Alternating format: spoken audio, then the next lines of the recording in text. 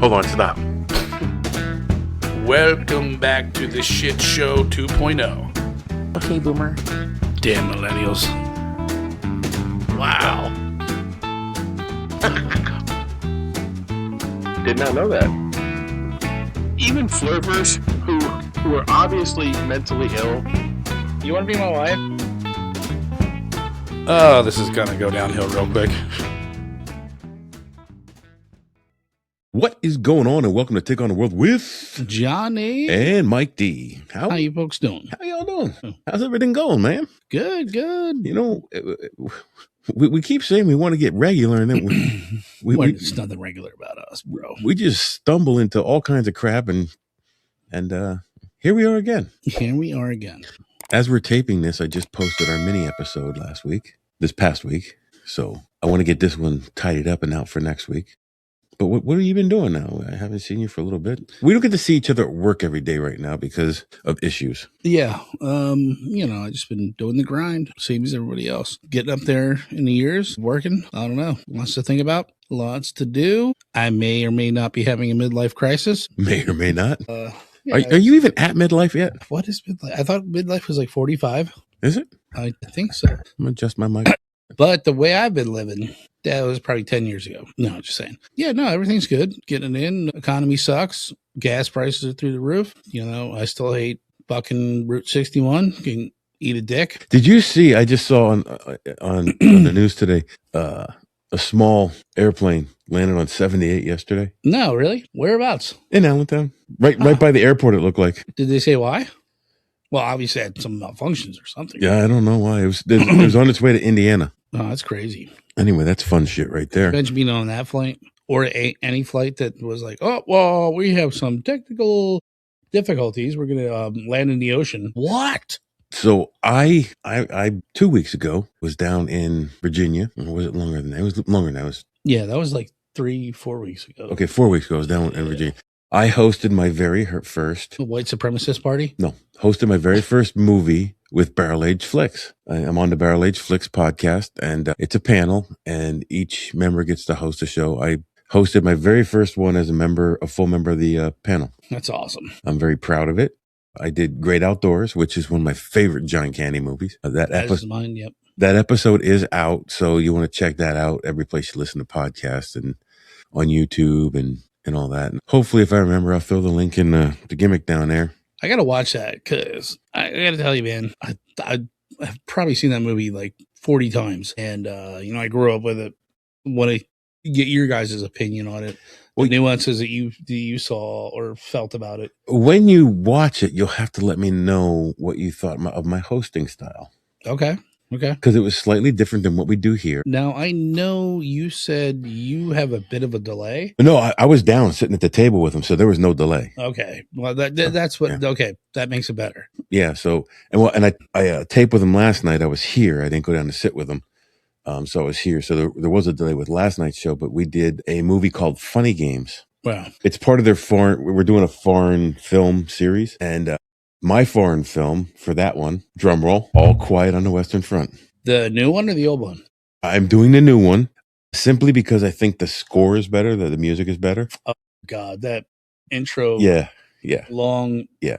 Yeah. So if you don't know, go know because it's fucking awesome. But be ready to read subtitles because it's in German. Yeah. I mean, it's listen, I don't like subtitles because I'm a slow reader and the screen will flash before I'm done reading the thing and it pisses me off. But that one is not, it's very easy to read the subtitles, not get lost. That has always been my issue with subtitles is the fact that I'm reading the bottom of the screen and I feel like I'm missing something up top. Yeah, so that too. Subtitle movies, as with most movies, I'll watch them twice. Yeah.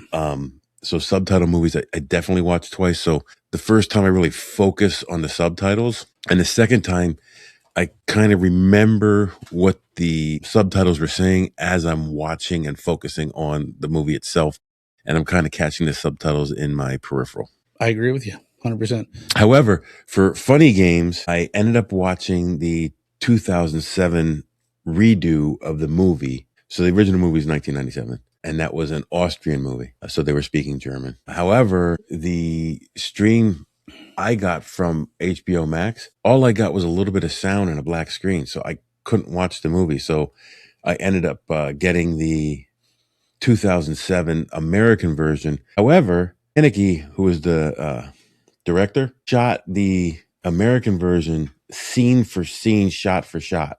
He changed nothing except for the actors and maybe some of the camera angles. Okay. So it was a scene for scene, shot for shots. As we're talking about the 97 movie, the 2007 movie actually fit, except when you're talking about the actors' expressions and whatnot, because everybody acts differently. It seemed like they were both on the same point. Okay, so it's not far off. It's a very artistic movie. If you have a chance, if you have an opportunity, watch it. If you might not like the movie, but there's a very artistic part to it. Like there's an artistic statement to it. So anyway, but yeah, we did that last night, so that should be coming out soon. And like I said, check out Barrel Age Flicks because I'm on that and it's cool. Anyway, what else going on, bro? Let's see. I went down with Rob down in West Virginia, saw Sebastian Bach. How was that? It was good. It was good. We had a good. The venue was freaking awesome. It's like an old Roxy Theater. It took all the seats out, so the floor was slanted towards the stage a little bit. Okay. So even if you were a little bit shorter than the person in front of you, you could still see over top of them. Except for the lady who was standing behind me, I felt so bad for her. She was like tiny. That was it. That was the same with the Guar show. It's like that one small chick, and she's rocking out. Like you can't even see anything. You were like, you might as well be crawling on the floor at this point. And I felt bad for her because she almost got knocked down like 10 times, and I had to like help her back up. So speaking of the Guar show, I'm going to throw up 2 pictures here. I went to my very first Guar show. Very first. With John. Now, I'm not going to say Guar is like my favorite music. However, if there is another Guar show around, I will go because it's an experience. It's an experience. It absolutely is. So I wore a pure plain white brand new t-shirt, and because I wanted the full experience, I pushed my way all the way up to the front, to the point where I actually touched the rail. Which impresses me because, and they're like, I've been going since I was like 18. I've never been able to get to not that I tried, but when I did try, I was never able to get to the rail. I was pushed up, pushed sideways. Yeah. I was starting to push back, and I said, no, I want to touch the rail.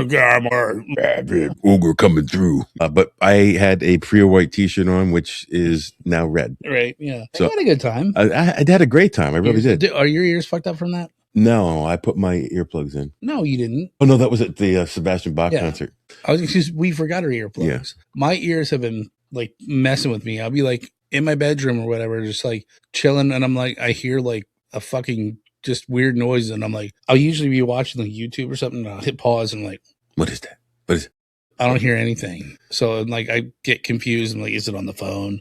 Is it me? I'm old. My ears are shot. So I actually have a really good pair of acoustic earplugs, which is what would have been great for the show. It's what band members wear on the stage, especially drummers. Drummers wear certain earplugs so that he can hear the percussion and the drums and the music so he can stay with it. But everything's brought down to a level where it doesn't cause ear damage. And I have a pair of those, and I'm like, I got to bring those. And then I forgot them. But I did take them with me to Sebastian Bach. And I don't know if you knew this, but Sebastian Bach is a new lead singer for Twisted Sister. Oh, you did tell me that, yeah. With Dee Snider's approval. With his approval. Yes. So, and they did do one Twisted Sister song at the concert. We're not going to take it? Nope.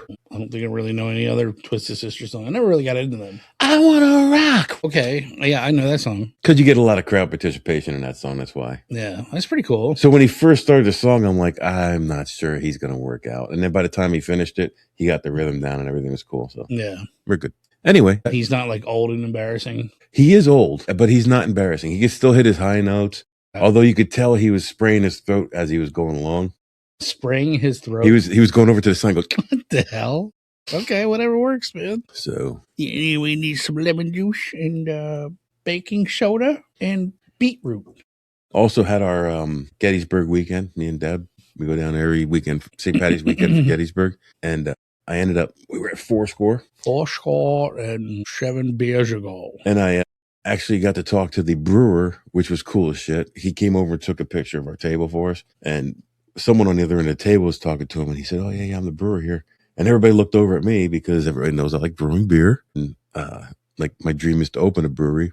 And they're like, hey, 5X, he's the brewer. So eventually I went over to him and I said, hey, they made a big deal because I brew beer. I've been brewing for like 30 years. And I want to open a brewery and blah, blah, blah, blah, blah. I'm talking to him.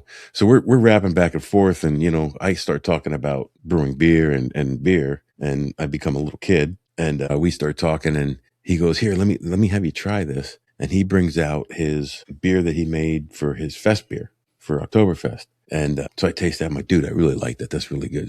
It's on point. And he goes, here, let me have you try one more. So he gives me the beer he made for his wedding. And his wife was sitting there. I was talking to his wife too. So he gives me the beer he made for no, his wife's a cutie. His wife is a cutie.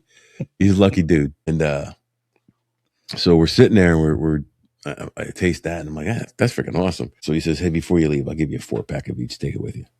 So I have two left from each up in the fridge. Nice. One's for you. So, we should have brought those down. Yes. What's it called? His fest beer it's part of his last name, beer. And I'm sorry that I'm blanking, dude, but it's okay. You failed. Yeah. It's all good. Well, you know my memory, dude. I got too many blows to the head. I'm getting right up there with you, man. I've had way too many concussions. Dude. So what witty topic did you throw at me this week? I struggled with this one. I don't think you did. I think you actually came up with a pretty good topic. Well, I struggled at the beginning, and then I took a little drive. I like to drive around on the weekends on my time off and just go explore shit. I don't do anything. I just drive. It's like having a motorcycle, but not. You know what I mean? Yeah. So I kind of feel how the motorcycle. It's like having a motorcycle, except there's no wind in your hair, and you're not in open air. Well, I can roll the windows down. That's not the same. I feel much safer. But, so we're just driving around. And I'm like, got gas, went grocery shopping. And I'm like, man, what the hell is my topic going to be? I can't think of anything. This is stumping me. And then, like, literally, I looked off into the mountains. I'm like, let's do something like Schuylkill County, like Pennsylvania. And I'm like, well, we've already done this, that, and the other. And then it popped in my head. I'm like, well, let's do something about like the coal industry. And like, cause that was big around in Pennsylvania. And, I was like, well, first what popped in my head was like the Pittsburgh steel industry. And then when I started researching it, it led into the Bethlehem steel industry. And then I started to play like, how should we name this episode? And, just one thing led to another. And then I had like a couple other thoughts of, should I tell them the rest? No, the future ones? Yeah. Well, you can. Go ahead, tell them.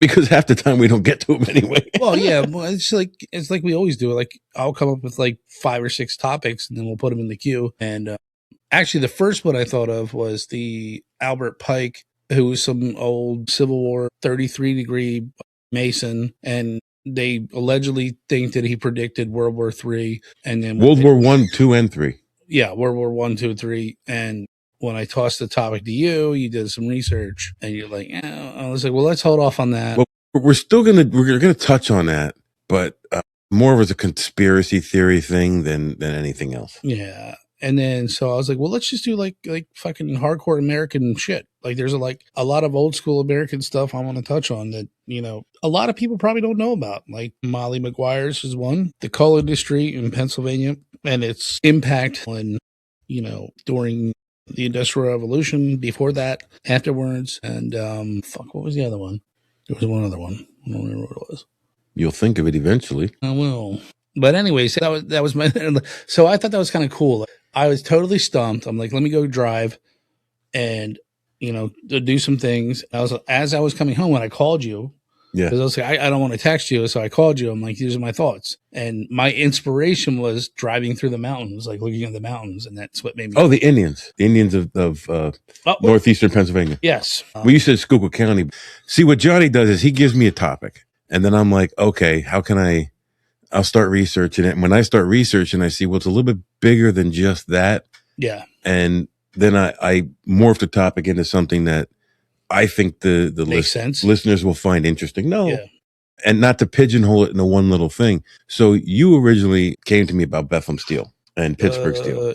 It was Pittsburgh Steel. I didn't know. Well, I did mention Bethlehem, but I didn't know The only experience I had with that was I went to the Beatles concert thing, and I walked through Bethlehem. That's where and then I saw like the museums and shit and the big thing, the displays they had. And I'm like, holy fuck. I'm like, that's right. You said Pittsburgh Steel. And when I immediately thought, fuck Pittsburgh Steel. I grew up in the Lehigh Valley. Yeah. I want to talk about Bethlehem Steel. Yeah. I didn't know. I want to talk about how Bethlehem Steel helped shape America during the Industrial Revolution. And it did. And it didn't as much as Pittsburgh Steel. And it crushed me to find that out.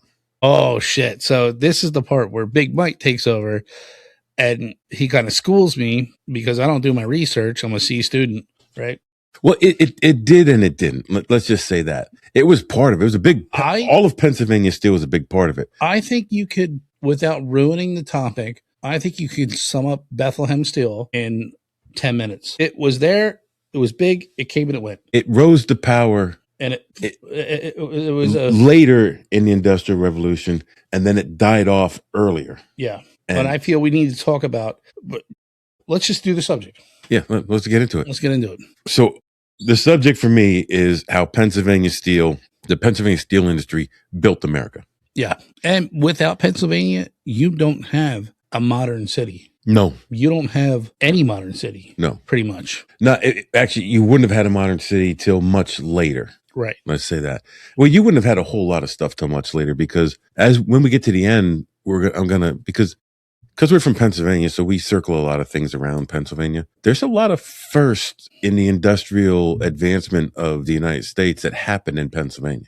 Absolutely. And we're going to touch on some of those things at the very end. Why we were the fucking Keystone State. But Pennsylvania helped build modern America. Like, there's no doubt about it. Yeah, absolutely. Steel was the center of it. But Pittsburgh became like a symbol of steel power, while Bethlehem Steel became a giant and rose later than the other one and declined faster. So why Pennsylvania Steel mattered so much and why it was so easy to produce Pennsylvania steel in Pennsylvania is because you had a couple things that were really going for it.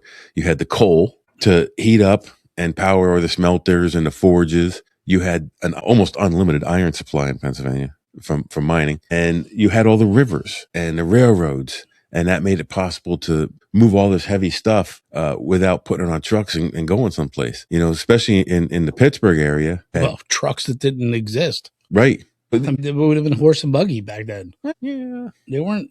Yeah, but they made heavy buggies. Yeah, but you know what I mean? Like, it would have never happened. But the canal system in Pennsylvania was huge. Yeah.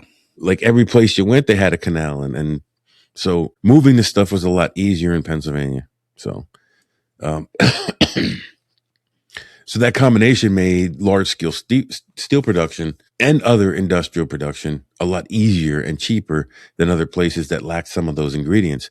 Like, you could go to other places and they might have the coal, but they didn't have the rivers or they didn't have the iron supply like we do. So they had to bring that in, which make the steel production cost more. So that became a huge, huge thing in why Pennsylvania became a huge part of the steel boom. So you had mentioned Carnegie, right? Or what was the other one you mentioned? Fuck. J.P. Morgan. No. Yes. Oh, wait. No, it was something else with a C. Don't make me pull up the text message. You might have to. Why can't you remember shit, dude? Damn it. Like father, like son. Why don't you go over some of the next part while I'm looking that up? If you want to understand why Pittsburgh became the heart of America's steel industry, you have to go back to the Carnegie era. In 1875, Andrew Carnegie's steel operations took a major leap forward with opening the J. Edgar Thompson Steelworks in Braddock, just outside of Pittsburgh. Now, I've never been to Pittsburgh. I have. I really want to go. Love Pittsburgh. It's just something that I have to do. And not only the food, whatever, I have to see Pittsburgh. By 1889, various mills were brought together under the Carnegie Steel Company. From there, the scale only grew. In other words, the story of Pittsburgh Steel really begins in Carnegie's expansion in the 1870s when the city started transforming it into the steel capital of America. See, now I knew Pittsburgh had an initial deal with this, but when I researched this, everything brought me to the Bethlehem Steel Company, which I knew like there was more to it than this. Yeah, so Carnegie Steel in 89. So this goes way back. 1901, Carnegie Steel was sold, and it was folded into what now is U.S. Steel. But it was folded into another company, and U.S. Steel, I don't think, took over till a little bit after that. I had the years, and I condensed it because do the years really matter? I mean, yeah, if you're like really want to get into it. But yeah, I think they're somewhat significant for sure. So what is U.S. Steel now started in 1875 when they opened the J. Edgar Thompson Steelworks. Okay, so keep that in mind. Okay. The Bethlehem Steel's roots go back to 1857 to Sakona Iron Company, which was formed in South Bethlehem. Now, what you had sent me was Cornwall Furnace. That's it. That's what it was. So I don't have anything on Cornwall Furnace in here if you want to go into that. I can touch on it very slightly. I think that the Cornwall Furnace, which is local here, it's in Berks County, or it's within an hour drive of here. Super cool place to go. I've been there before. They made cannons for the, what would it be, Civil War? Revolutionary War, maybe. Revolutionary War. But I think just their stuff got old. Technology went better. And the lady who wound up inheriting that place ended up selling it to somebody who was dealt with Bethlehem Steel. So somehow, don't quote me on that. I know it should be like, we should have better information on that, but I didn't prepare for it. But somehow they are linked together. Understood. If you get what I'm saying. So I wish I had made that connection because that's interesting to me because it's really it's like a lag grab pretty much. It's like the eastern part of the state and the western part of the state both had their separate conglomerations into the steel industry. I think what happened was the Cornwall Furnace basically took all the stuff, all the ore out of the ground. And it couldn't be a furnace anymore. Okay. Makes sense. So Kona Iron Company later became Bethlehem Iron Company in 1861. So this is still prior to the J. Edgar Thompson Steelworks, but it was much smaller. Bethlehem Steel Company was formed in 1899. The modern Bethlehem Steel Corporation dates in 1904. I mean, if you get a chance, our viewers, just Google this thing and look how massive it is. To walk next to it, to say the least, is so impressive. And some of the buildings are already taken down. Some of the buildings were already demolished. Really? Yes. I mean, the buildings that are still standing there are massive, and you just think like it's just so impressive to me, anyways. So a little understanding on why this is set up this way. When I do my research, I'll do research, and then I'll go to an AI, and I'll ask the AI questions from stuff I found in my research. And when I started doing my research, all it was saying was Pittsburgh Steel, Western Pennsylvania, Pittsburgh Steel. And I went to the AI, and I'm like, why is Bethlehem Steel less important in the Industrial Revolution than Pittsburgh? And the answer from AI was, say Bethlehem was not less important in absolute terms, but less central in the historic rise of U.S. Steel. Well, is that U.S. Steel the company or U.S. Steel? Because it had nothing. I wasn't talking about U.S. Steel the company, but the steel in the way they wrote U.S. Steel is a lowercase s, so I don't think they're talking about the company. And they said it peaked later than Pittsburgh and faced tougher industrial environment, and that's true because you had a lot of it was basically right in the city of Bethlehem. Yeah, it had older plants and rising labor costs, foreign competition, many mills as a reason for its decline.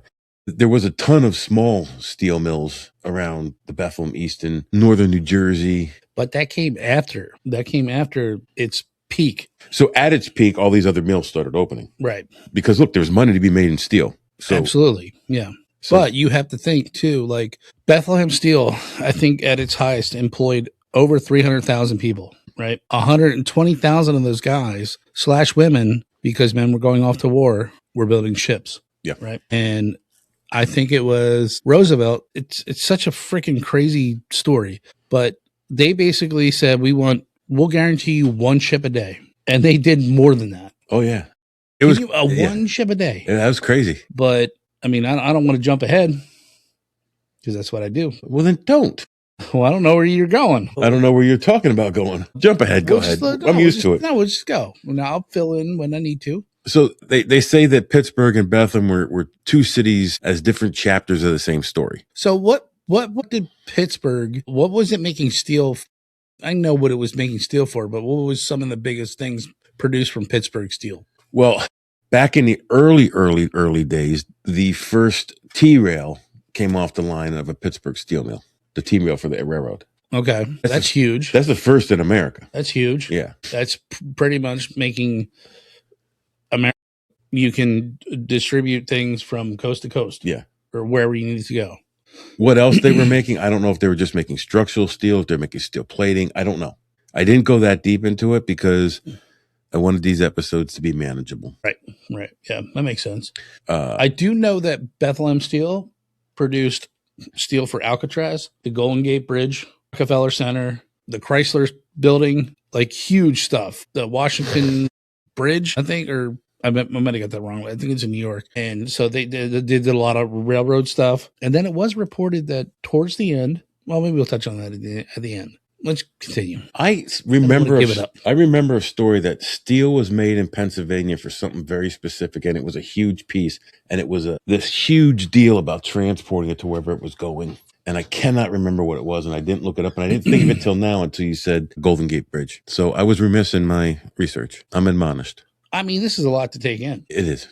Starting to talk about the decline now of the steel industry in Pennsylvania. Which is crazy because there should be no decline. There was still using steel, right? Yeah, but there were several big factors to it.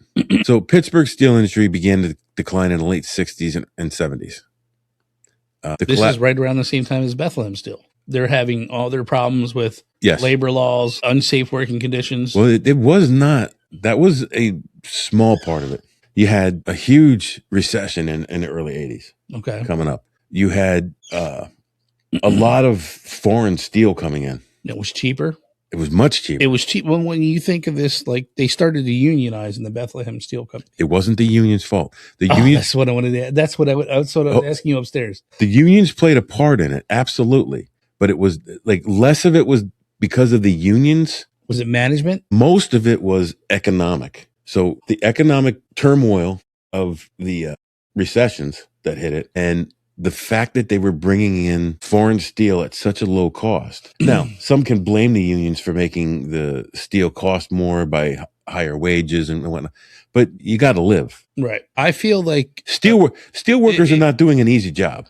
No. But if you look at it like, okay, our guys want this much an hour. They want pensions. They want overtime. They want this, that, and the other. That costs this much. Or we can buy it from an outsourced company for nothing. Here's the thing.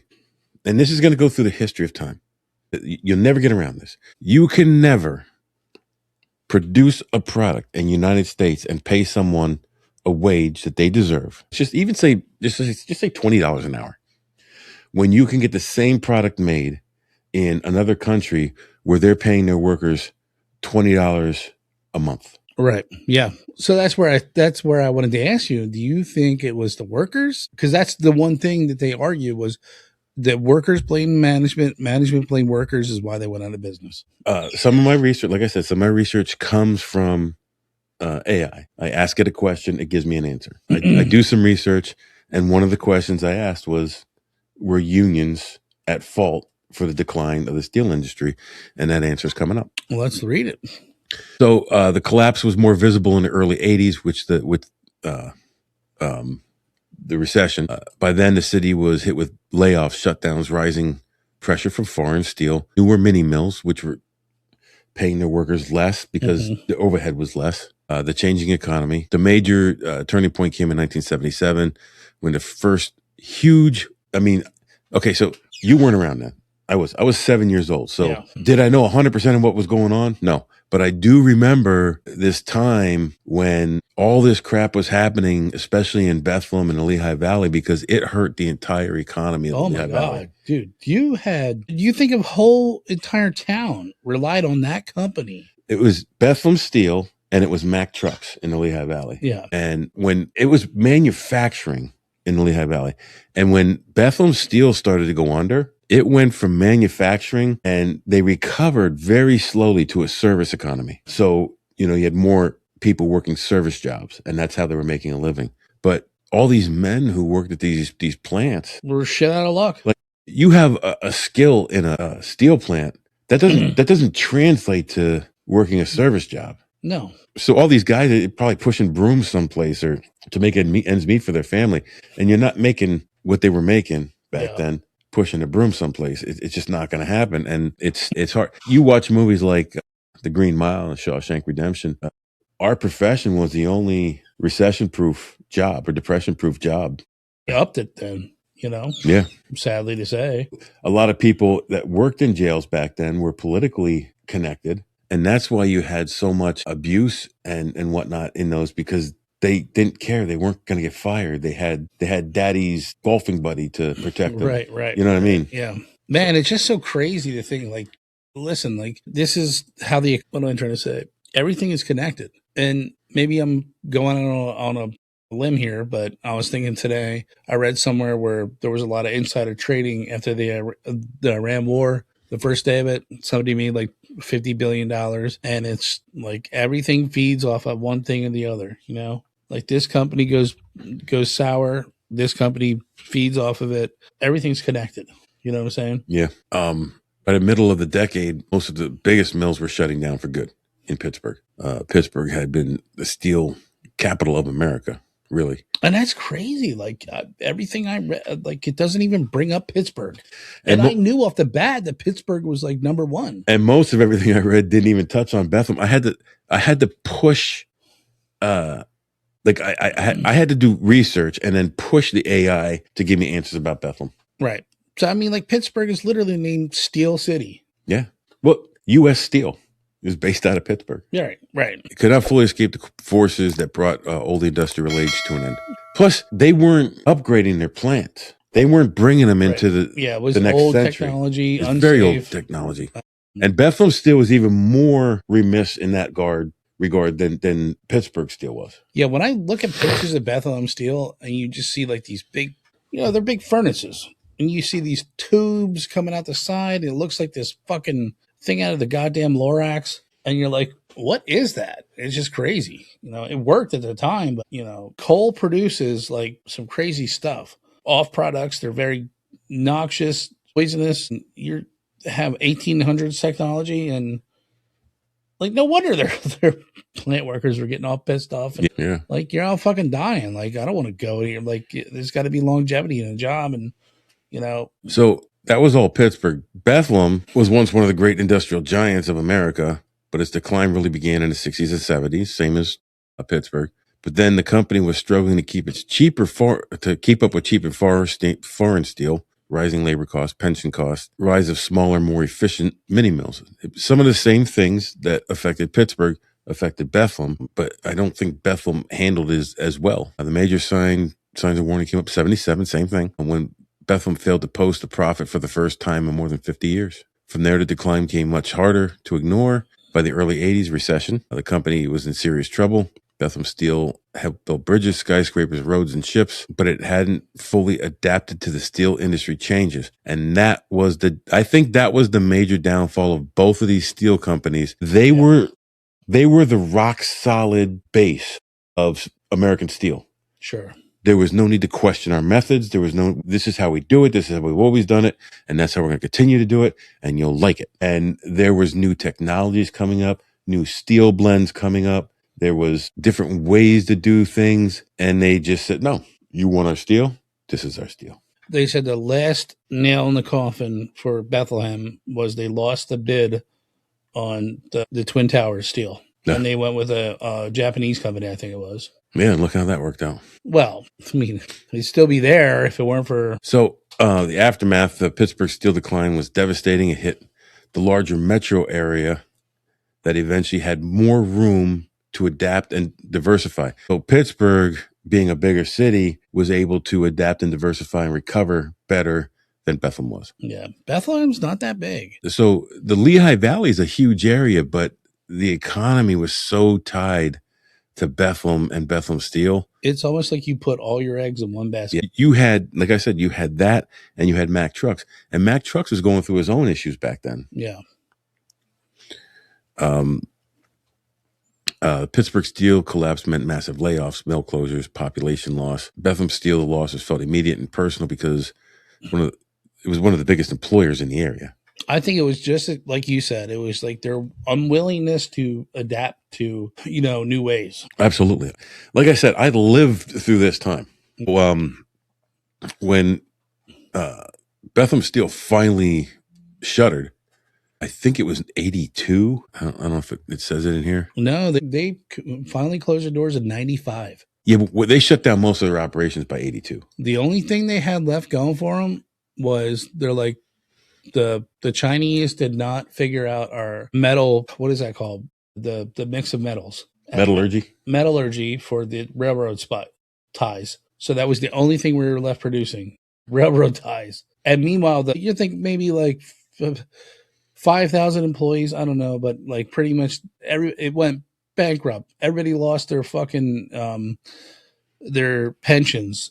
Right? Could you imagine that? You work there 20 years, 30 years, and they're like, we're bankrupt. You have nothing, right? And the only thing that was left holding them afloat was these stupid railroad ties. And I guess the Chinese were like, we don't give a fuck about railroad ties. It's cheaper if you make them when we buy them from you. And then they figured out what the metallurgy was, and then that's what tanked them. That was their last float holding them above water. Right, but they were losing money every year. Oh, fuck yeah, dude. I think said from 82 on. Yeah. But I remember these years. Like I remember what it did to the Lehigh Valley. Like it crushed it. I mean, it crushed the Lehigh Valley. Yeah.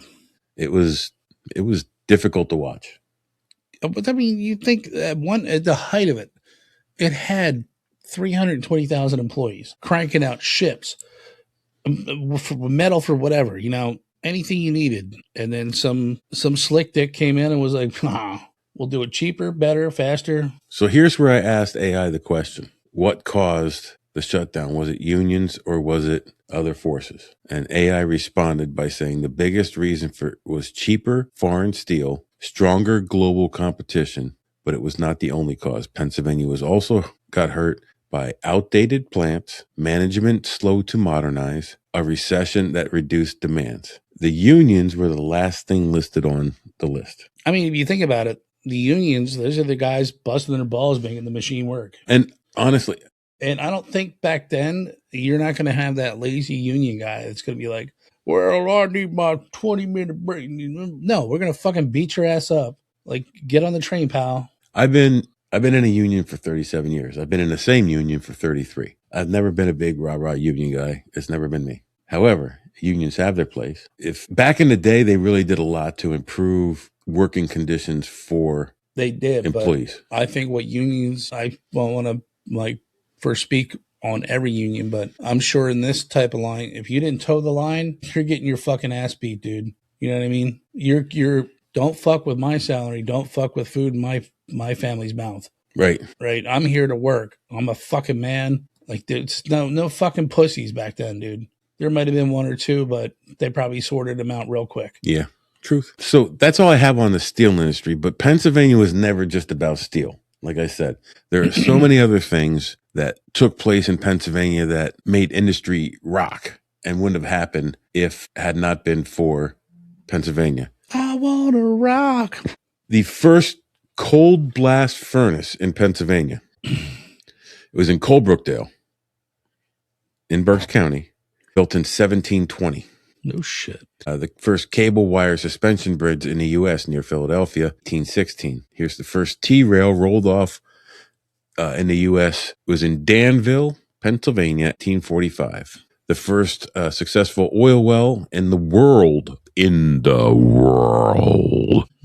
was in Titusville, Pennsylvania, 1856 or 1859. We talked about that in our Vaseline episode. Yes. The first mill in the U.S. dedicated exclusively to making steel was the Steelton plant near Harrisburg, Pennsylvania, 1866. First commercially produced aluminum, listed among Pennsylvania's industrial first. Doesn't say where. First production of rayon. First steel mill with an electric machine. was in Pennsylvania, and the first installation of ball bearings. Right here in old Pennsylvania. And the quote here is, if Pennsylvania forged the steel age, Bethlehem shows what happens when age begins to fade. So where does that leave us now? It leaves us with a very changed state. Do you ever think that we'll ever be in need to fire up a steel mill? Or like, I don't think it would ever happen, but you walk by the steel mills. Are they called the steel stacks? Steel stacks in Bethlehem, yeah. Yeah. And they'll be like, we can get them running again. I don't think you're getting them running again. You're going to have to build all new mills. Yeah. But I mean, it's perfect. It's right on the river. There's a railroad track right there. You build your shit, put it on the railroad, or you ship your shit in by railroad, build it, put it on the river, float it out to wherever it needs to go. Worldwide fucking. You ain't floating shit in that river anymore. That whole river would have to be dredged again. I don't think it's that bad. It's not that deep anymore. Yeah, don't make it that deep. Not without a 7-year freaking environmental study. And that's the thing. These other countries, they don't care. They just do the shit, and whatever comes, be damned. That could have been another thing that we didn't, that this doesn't touch on, is environmental changes, you know? And I'm not saying that's always a bad thing, but sometimes it gets in the way. Yeah. I mean, you think they just dumped all the fucking clinkers in the river, or did whatever with them? I don't know what they did with them. I'm sure they went somewhere. And then some hippie would be like, oh my God, it's killing some river otter. It's killing some salamander in the river. It's killing the purple-nosed salamander. I've never seen one. I don't even know if they're still here, but it's killing them. Yeah. So that's that for this. And that brings us to the end of another episode of Take on the World. Hell yeah, man. This one was fun. And now you go take on the world and listen to some heavy metal while you're doing it. Hold on, stop. Welcome back to the Shit Show 2.0. Okay, Boomer. Damn millennials. Wow. Did not know that. Even flirters who are obviously mentally ill. You want to be my wife? Oh, this is going to go downhill real quick.